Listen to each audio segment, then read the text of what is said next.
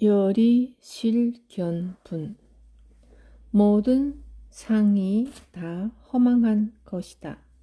이것은 내가 공하고 법이 공하고 아와 법이 함께 공한 것도 또한 공함이라. 수벌이여, 그대는 어떻게 생각하느냐? 몸 형상으로 열애를 볼 수 있겠느냐? 없습니다. 세존이시여, 몸 형상으로 열애를 볼 수 없습니다. 왜냐하면 열애께서 말씀하신 몸 형상은 몸 형상이 아니기 때문입니다. 부처님께서 수보리에게 말씀하셨습니다. 무릇 상이 있는 바는 다 허망하니 만일 모든 상이 아님을 본다면 열애를 보리라. 내가 보고 있는 이 몸이 정말 부처더냐? 내 것이라는 상에서 벗어나지 못한 보시는 내가 그에게 내 것을 주었다는 마음으로 남습니다. 거기에서 보상심리가 싹트고 그 싹이 자라 원망과 배신감의 열매를 맺습니다. 하지만 실상으로 본다면 본래 내 것이 없으므로 우리는 아무런 기대 없이 무주상 보시를 할 수 있습니다. 부처님은 상에 집착하지 않고 행한 보시, 보시했다는 생각 없이 행한 보시의 복덕은 한량이 없다고 하셨습니다. 그런데 가르침을 되새기던 수보리는 의아한 생각이 들었습니다. 보시를 해도 내 것이 아니고 보시를 받아도 남의 것을 받는 게 아니라면 복을 주는 일이란 없는 게 아닌가? 아무런 보시도 행한 바 없고 어떤 과보도 받을 바가 없다면 대체 무슨 인연으로 부처님은 저 거룩한 몸을 받으셨단 말인가?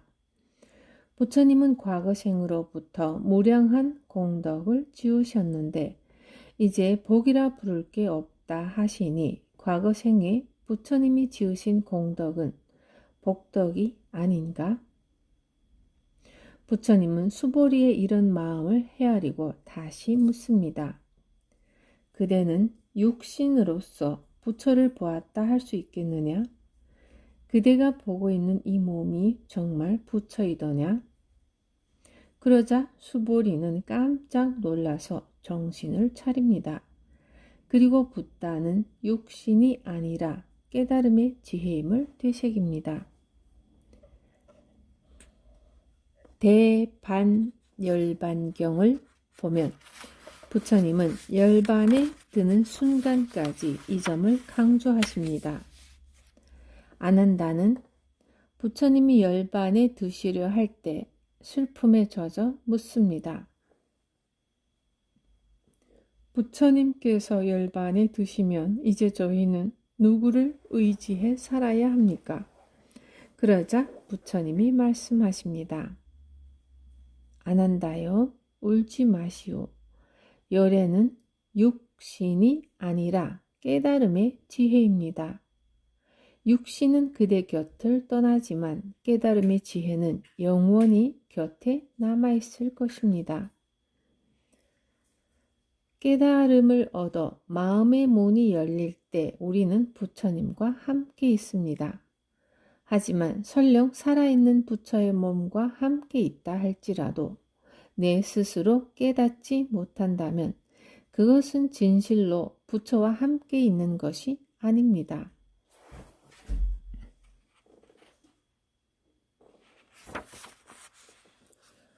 범소유상 개시허망 약견 재상비상 즉견열애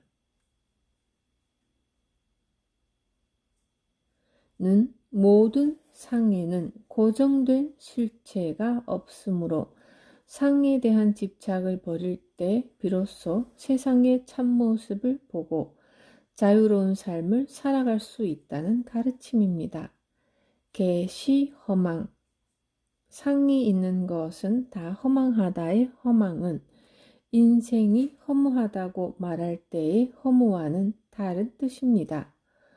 허무는 허전하고 쓸쓸한 마음을 말하는 반면 허망은 인간의 감정이 아닌 상이 물거품과 같아 거짓되고 망령된 것이라는 뜻입니다. 허망하다는 것은 영원한 것도 아니고 고유한 실체가 있는 것도 아니라는 뜻입니다. 상이 있는 모든 것은 헛개비 같고 꿈과 같고 아지랑이 같습니다. 금강경에는 상이란 단어가 많이 나옵니다. 제3분에서는 아상, 인상, 중생상, 수자상에 대한 언급이 있었고 제4분에서는 무주상 보시에 대한 가르침이 있었습니다. 그런데 3분과 4분과 여기 5분의 상은 한자로 모양 상자를 사용하지만 그 의미는 조금씩 다릅니다. 산스크리트어 원본에 각각 다른 낱말로 쓰여 있는 것을 구마라습 대사가 번역하면서 모양상으로 정리한 것입니다. 제3분의 상은 생각이라는 뜻에 가깝고 제5분의 상은 몸의 특징에서부터 기대감이나 고정관념까지의 넓은 개념입니다. 하지만 마음으로 그린 모양이든 바깥에 있는 대상이든 하나의 고정된 모양이라는 점에서는 같은 맥락이므로 상으로 통일해 놓은 것으로 보입니다. 상이 허망함을 깨쳐야 우주는 성주괴공하고 육신은 생로병사하며 생각은 생주이멸합니다. 그 어느 것도 영원하거나 고정된 실체는 없습니다. 모든 존재는 무상이며 무아입니다. 하지만 그러한 진리를 외면하고 내가 지금 지향하는 목표, 지금 내 삶의 기준, 지금 내 눈에 그럴듯해 보이는 형상이 마치 불변의 최고 가치인 양 매달려 살아가는 게 사람들의 삶입니다. 이렇게 상에 집착하면 괴로움의 씨앗이 뿌려져 그 누구도 과보를 피하지 못합니다. 상이 허망함을 깨치고 모든 형상의 집착을 뛰어넘어야만 부처의 도리를 알고 자유와 행복의 참맛을 볼 수 있습니다.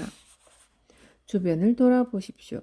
사람들은 언젠가는 행복이 손에 잡히기를 바라며 여기저기 바람과 기대의 씨앗을 심고 있습니다. 대학만 진학하면, 취직만 하면, 결혼만 하면 행복이 올 것 같습니다. 쥐약이 든 음식을 눈앞에 둔 쥐는 그 맛있는 냄새에 현혹되어 서로 먹으려고 다툽니다. 그 음식이 결국에는 죽음에 이르는 독약임을 모릅니다. 상이 허망함을 깨치지 못하는 한 인간의 삶 역시 독약이 든 음식을 놓고 경쟁하는 쥐와 다를 바 없습니다. 누구도 빼앗아갈 수 없는 행복은 겉복이나 물질로 얻어지는 게 아닙니다. 이 세상 누구도 부럽지 않은 마음의 풍요로움으로 이루어집니다. 물질에 대한 탐욕이 크면 클수록 마음은 더 큰 공허감에 시달리게 됩니다. 허망한 상에 더 많이 이끌린다는 것은 그만큼 고뇌의 씨앗을 더 많이 심고 있다는 말이기 때문입니다. 내 인생의 어떠한 번뇌와 괴로움도 나와 무관하게 하늘에서 뚝 떨어지는 법은 없습니다. 어리석은 이는 하늘을 보며 한탄하지만 현명한 사람이라면 자신의 마음과 행위를 돌아봅니다. 사라져버릴 내 몸을 보았다 한들 부처님의 제자 가운데 박할리라는 비구가 있습니다. 그는 몹시 중한 병에 걸려 죽게 되자 자기를 돌봐주던 수행승들에게 부탁했습니다. 나를 위해 세존이 계신 곳으로 가주시오. 그리하여 세존께 나를 대신해 존귀하신 스승이시여 비구 박할리는 병을 앓고 있는데 매우 중태이므로 고통을 이기지 못하고 있습니다.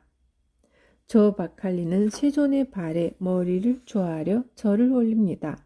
라고 예를 올려주시오. 그리고 존귀하신 스승이시여 부디 세존께서는 측은한 마음으로 비구 박할리의 병석을 한번 다녀가 주시지 않으시렵니까? 하고 여쭈어 주시기 바라오. 그러자 비구들은 부처님을 찾아가 박할리의 말을 전했고 부처님은 박할리가 있는 곳으로 병문안을 가셨습니다.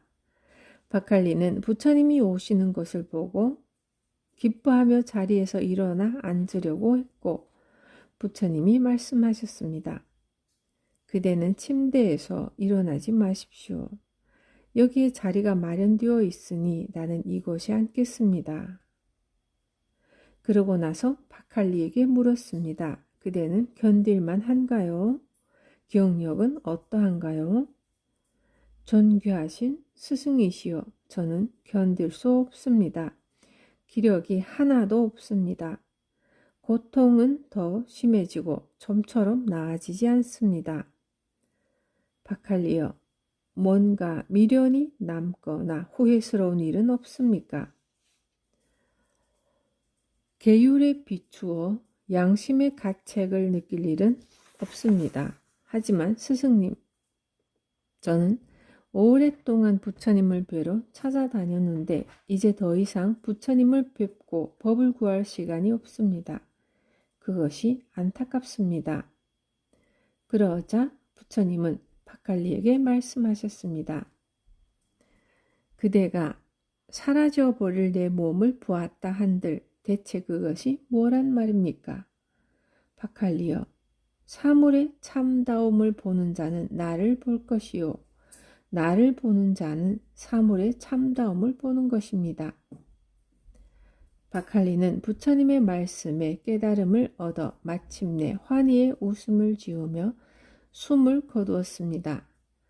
부처님은 부처라는 상을 만들고 거기에 집착하는 제자를 그 상을 깨뜨리고 완전한 열반에 들게 해주셨습니다.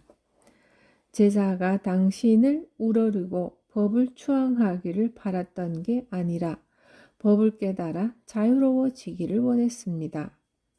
그래서 부처님을 경배하며 의지하려는 제자의 마음을 칼로 베듯이 잘라버리고 죽음을 눈앞에 둔 마지막 순간까지 자기 삶의 주인이 되라고 일깨워 주신 것입니다.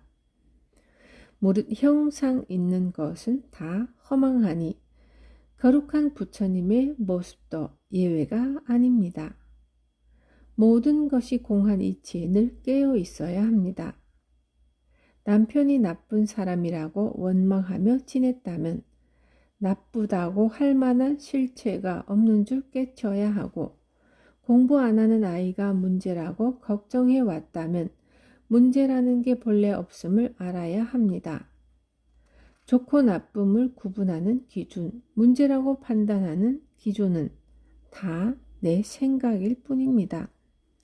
그 사실을 깨달으면 괴로움은 순식간에 사라집니다. 본래 나쁜 것도 없고 본래 좋은 것도 없는 줄을 알면 좋고 나쁘다는 상으로 생긴 온갖 시비와 갈등이 사라집니다. 그러면 내 인생이 행복해집니다. 흔히 전생에 복을 많이 지으면 부자가 되고 죄를 많이 지으면 가난을 면치 못한다고 말합니다. 얼핏 들으면 타당한 인과관계처럼 보이지만 실은 이것은 사람들이 물질적인 부를 지향하는 삶을 살기 때문에 생긴 말입니다. 부와 가난은 다만 하나의 상태일 뿐입니다. 이런 식의 전생업보설은 유사일에 지배층의 논리로 이용되어 왔습니다. 왕이 절대 권력을 가지려면 왕은 백성과 다른 특별한 존재라는 것, 지배자가 될 만한 비범함을 타고났다는 것을 널리 알리고 합리화해야 했습니다. 왕이 된 것은 전생에 선한 일을 많이 했기 때문이고 노예로 사는 것은 전생에 악한 일을 했기 때문이라는 식입니다. 신분과 계급 차별이 존재하는 이유가 전생의 업보 때문이라는 생각을 확산시킴으로써 지배와 피지배 계급의 관계를 합리화시키고 심화시켜 나갔습니다. 그러나 부처님은 그것이 사실이 아님을 명확하게 말씀하십니다. 세상에 존재하는 만물은 서로 다를 뿐입니다. 그 차이를 차별로 왜곡하는 건 바로 오랫동안 길들여진 우리의 잘못된 가치관 때문입니다. 인간은 누구나 존엄한 존재입니다. 그러므로 내가 어떻게 태어났든 어떠한 몸을 가졌든 남자든 여자든 피부빛이 어떻든 그대로 존중되어야 합니다. 누구나 다 부처가 될 수 있습니다. 그러므로 몸의 형상으로는 결코 열애를 볼 수 없습니다. 안경을 벗고 세상을 보다. 젊은 시절 경주 포교당에 있을 때의 일입니다. 어느 날 사시 예불을 드리고 있는데 누군가 법당문을 마구 두드려댔습니다. 가볍게 똑똑 두드리는 게 아니라 문을 때려 부수듯이 두드려대는 것이었습니다. 그만 두드리겠지 하며 기도를 계속하는데 문 두드리는 소리는 영 그칠 기미가 없었습니다. 아무래도 아이들이 장난을 치는구나 싶어서 더 이상 참지 못하고 일어나 문을 열었습니다. 그런데 문 앞에는 뜻밖에도 한쪽 다리와 손이 없는 상의 군인 남자가 잔뜩 부은 얼굴로 서 있었습니다. 그 남자를 보는 순간 돈을 얻으러 왔구나 하고 생각했습니다.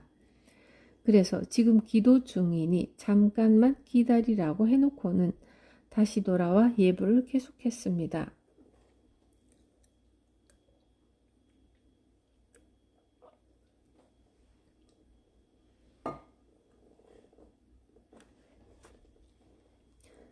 그러자 그는 아까보다 더 세차게 문을 두드려댔습니다. 저는 다시 나가 퉁명스러운 목소리로 말했습니다.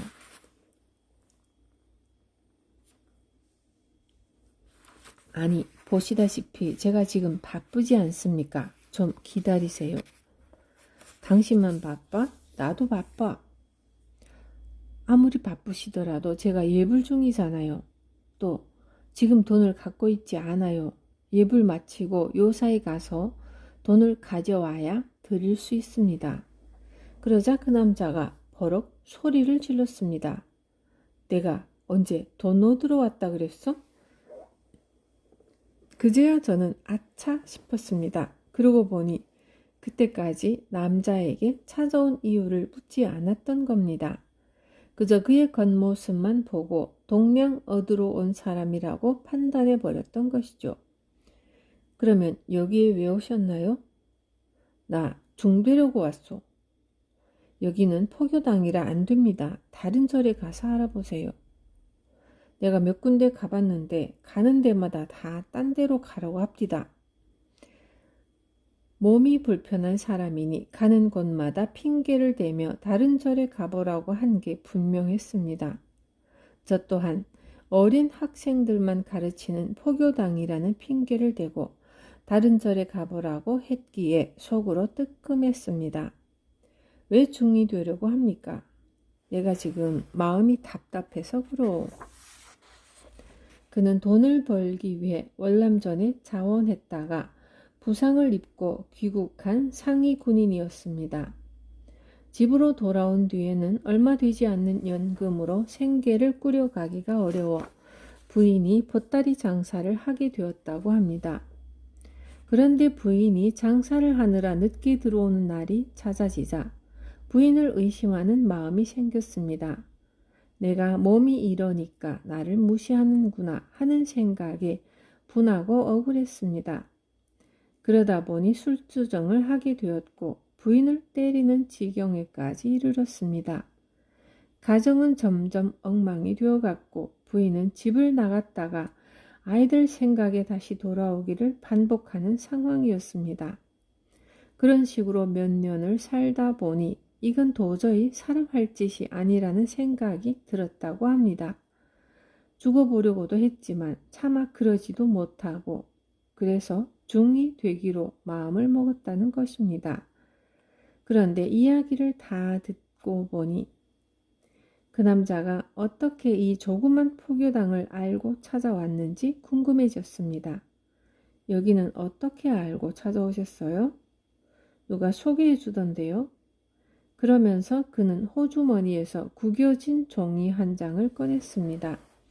받아서 펼쳐보니 제가 시내에 뿌린 포교당 전단지였습니다. 그걸 보는 순간 저는 망치로 뒤통수를 얻어맞은 듯 멍해졌습니다. 그 전단지에는 이렇게 쓰여 있었습니다. 마음이 불안하고 답답한 자요.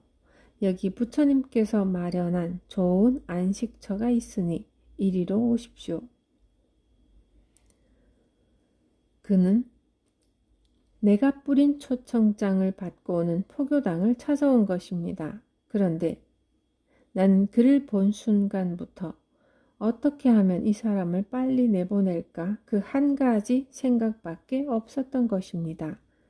그동안 저는 제가 굉장히 양심적인 사람이라고 생각했습니다.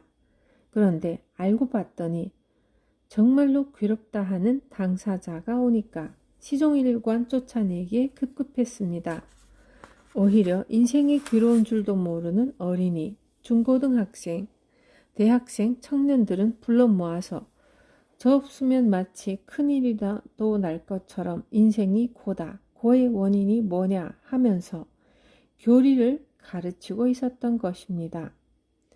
그리고 내가 부처님의 가르침대로 산다고 스스로를 자랑스러워했죠. 그랬기 때문에 부처님 법에 어긋난 행동을 한다고 남을 비난하고 비판하고 잘못된 한국 불교를 개혁한다고 데모도 했습니다. 그런데 지금 내 모습은 내가 비판해 왔던 다른 누구보다도 더한 모순을 갖고 있었습니다. 나 혼자 청정한 척하고 나 혼자 정법을 하는 양 지금껏 살았는데 알고 봤더니 내 스스로가 모순투성이었던 것이죠.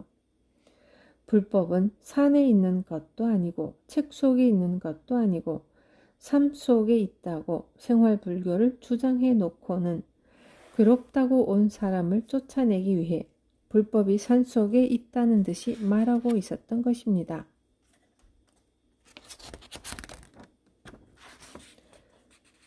저기 산에 있는 절에 가서 출가하라고 여기는 젊은이를 포기하는 곳이라 안 된다고 말입니다.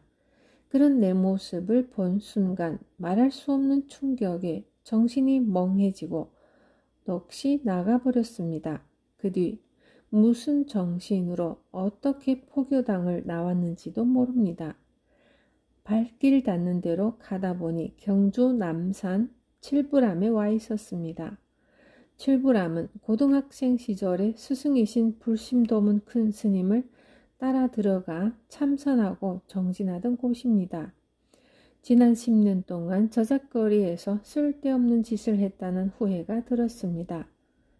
이제 깨달음이 있기 전까지는 절대로 이곳에서 나가지 않겠다고 마음먹었습니다. 눈물이 한없이 흘렀습니다. 그렇게 칠부람 부처님 앞에 엎드려 사흘 밤낮을 눈물 흘리며 지낸 뒤에야 비로소 차츰 정신이 들기 시작했습니다. 정신을 차리고 나니 지난 10년의 세월이 바로 보이기 시작했습니다. 나는 정법을 행하는 자다 라는 교만을 가지고 내 식대로 포교한 시간이었습니다. 내가 정말 별 볼 일 없는 인간이구나, 모순 속에 살았구나 하는 것을 자각하게 되었습니다. 비록 위선적인 마음이었다 해도 포교 전단지를 만들어 뿌렸기에 그 남자를 만나게 되었고 그 남자를 만나고 나서야 내가 가진 모순을 발견할 수 있었습니다. 그러지 않았다면 나는 내가 모순덩어리라는 사실도 모르고 죽었을지 모릅니다. 그러니 지난 10년은 어떻게 보면 허송세월이었지만 또 어떻게 보면 내가 얼마나 어리석고 무지몽매한지를 깨달을 수 있게 해준 10년이었습니다. 오늘 비로소 그러한 나를 알아차렸다는 것이죠. 그 뒤 다시 포교당으로 돌아와 활동을 시작했습니다. 다른 사람이 볼 때에는 그 전과 후 내 모습에는 아무런 변화가 없어 보였겠지만 나에게는 그 전과는 완전히 다른 시간이 시작되었습니다. 우리는 누구나 다 자기 나름대로의 안경을 쓰고 세상을 봅니다. 아니, 나는 안경을 쓰고 있지 않아. 내가 지금 보고 있는 게 객관적 실제의 모습이야 라고 말합니다. 지금 꿈을 꾸고 있는 사람도 꿈속에서 보이는 세계가 현실이라고 장담합니다. 꿈에서 깨어야만 그때까지 꿈속에서 헤맸다는 걸 알게 되듯이 안경을 벗어야만 그때까지 안경을 끼고 살았음을 알게 됩니다. 상에 집착했을 때 내가 지금 상에 집착하고 있구나 하고 알아차리는 것이 바로 상이 아닌 상이 상 아닌 줄을 아는 것입니다. 모든 상이 상 아님을 알고 상이 있는 모든 것이 허망함을 알면 그때 비로소 세계의 참모습이 드러납니다. 지금 사로잡힌 생각에서 벗어나 내가 정말 내 식대로 사람을 보고 내 식대로 세상을 봤구나 하고 알게 되면 참회와 기쁨의 눈물을 함께 흘리게 됩니다. 그렇게 진실을 깨친 눈으로 인생을 보면 온갖 괴로움이 사라집니다. 행복한 사람, 자유로운 사람으로 다시 태어나 세상에 도움이 되는 보살의 삶을 살게 됩니다.